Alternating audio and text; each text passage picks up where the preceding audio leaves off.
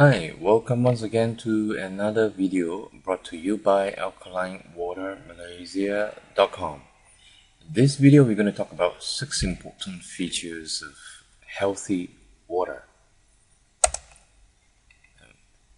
First of all, healthy water in this discussion refers to healthy drinking water. In other words, drinking water that will benefit our health. Now, first of all, drinking water can impact our body and the health. Now, what defines healthy water for drinking? For years and probably decades, there has been an ongoing debate as to what kinds of water is really healthy water for drinking. Now, in this video, in this presentation, we're going to suggest 6 important features that are necessary for water to be considered healthy water for drinking. Now, healthy water feature number 1 is pollutants free. This is the most basic criteria or requirement for drinking water. It must be free of things like bacteria, microbes, pathogens, chemicals, agricultural and industrial wastes, etc. All these contaminants and pollutants. Feature number 2, the healthy water should be chlorine free. Now, chlorine is added to the water for the purpose of disinfection and sanitation. However, large amount of chlorine can be harmful to the body. Okay. Chlorine can also combine with the hydrocarbons present in the water and form what is known as carcinogenic chlorinated hydrocarbons. So this is something, it can be a big problem. In fact, in many countries, this has become a problem of the drinking water.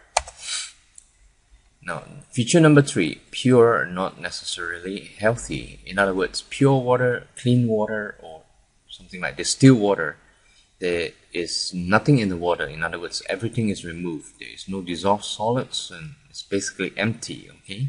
It's pure water. But what we're saying here is pure water, or clean water, or distilled water is not necessarily healthy. Now, first of all, we need to take a look at our body. Now, water, probably most of us will know that our body is made up of 70% of water. Okay, for instance, a person weighing about 55 kg, that would translate to about 40 liters or thereabouts of water in the body. Now, where does this water go? Basically, it goes to 2 places. Okay, and it goes to inside the cell.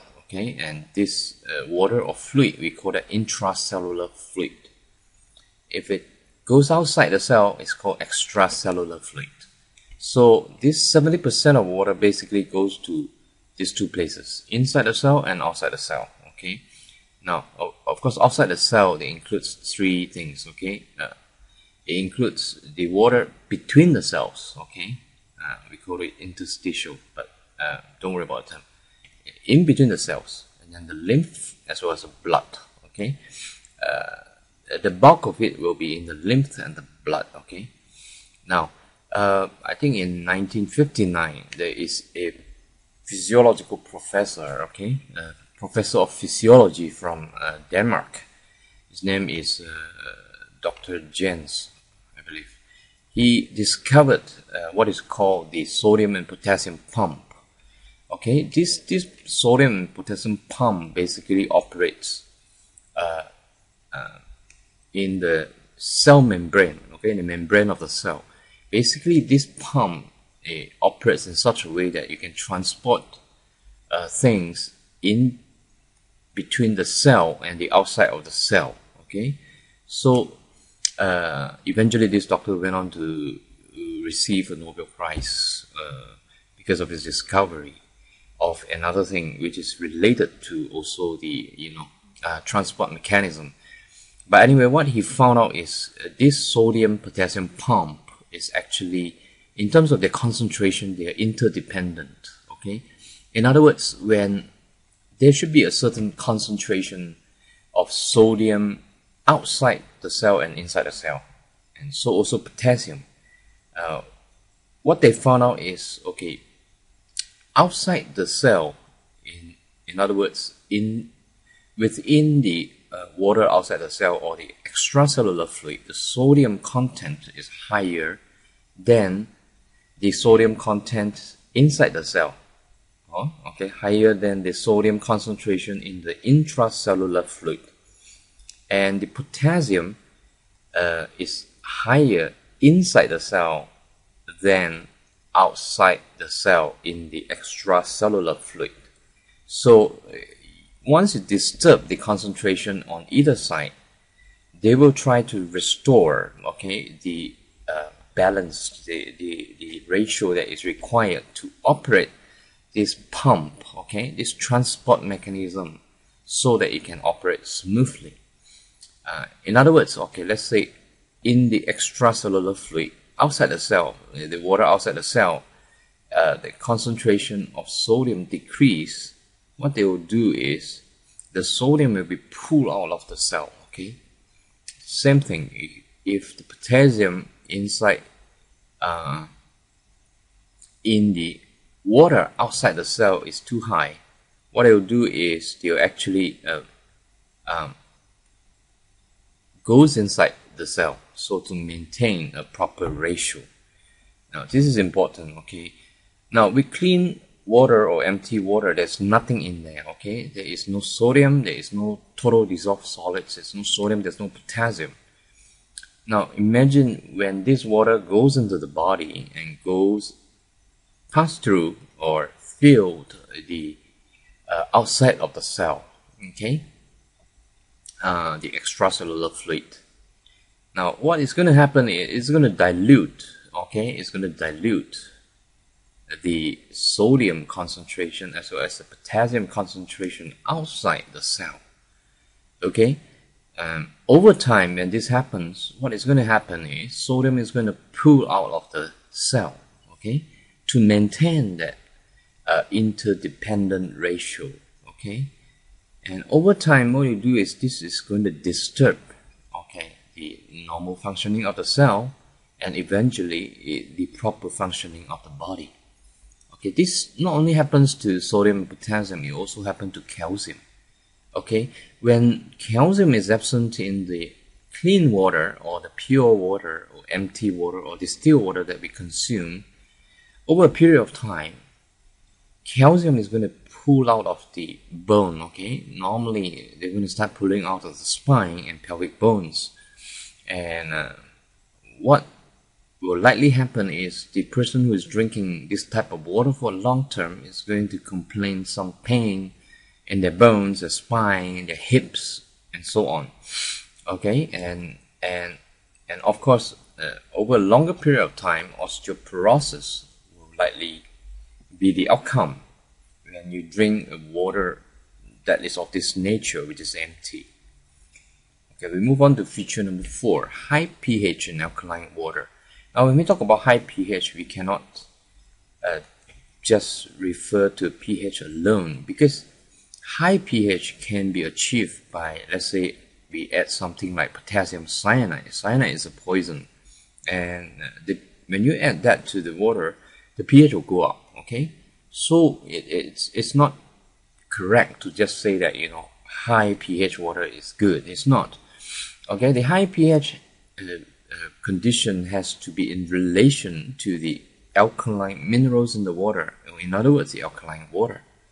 So the high pH must be high because of the alkaline minerals.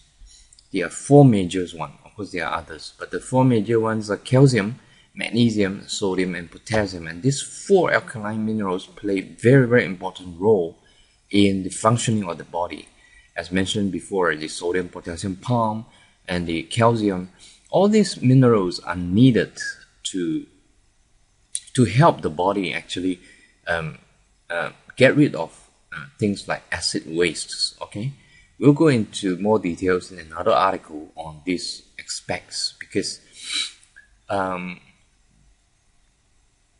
the minerals inside our water or inside our body fluid has a significant impact, has a critical impact on the health of our body. And as mentioned, we will have to go into details in another article to discuss about how this would affect our health conditions and how that would lead to various diseases and illnesses. Okay. Now, feature number 5 is what we call microclustering. And in the market, there's been a lot of talk about hexagonal water. Basically, water, you see, the water configuration or the alignment of the water molecules is not always the same. It varies depending on quite a number of factors: temperature,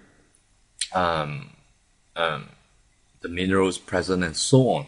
So in the market, there is a lot of hype about hexagonal water. But do keep in mind that it happens, okay? And hexagonal water seems to have the best, is the best configuration for our body. Another way of looking at hexagonal water is actually it forms cluster, okay? Different molecules, probably about 6 molecules, forming that structure, okay? And a smaller cluster. And because of that small clustering or microclustering, it can penetrate into the cell easier. And when that happens, what happens is with the alkaline water feature, it actually brings more oxygen into the cell. So this is also another important aspect or feature of a healthy drinking water. Now, feature number 6 is what we call negative ORP. Now, ORP stands for oxidation reduction potential. It's a technical term. It's what they use to measure. You use a meter to measure the ability of a solution or water to donate electrons or to accept electrons. When the ORP value is very negative, what it means is it has a better ability to donate more electrons. When it's positive, it's going to accept electrons. So another way of putting it is, the more negative the ORP, it's the ability to it's like an antioxidant. Okay, what it does is neutralize free radicals and acid waste. Okay, so what we want in our healthy water is a highly negative ORP, so that you can get rid of the free radicals and the acid waste in our body. Okay, so there you have your 6 healthy water features. Okay, thank you for taking the time to watch this video, and we'll talk to you in the next video. Bye bye.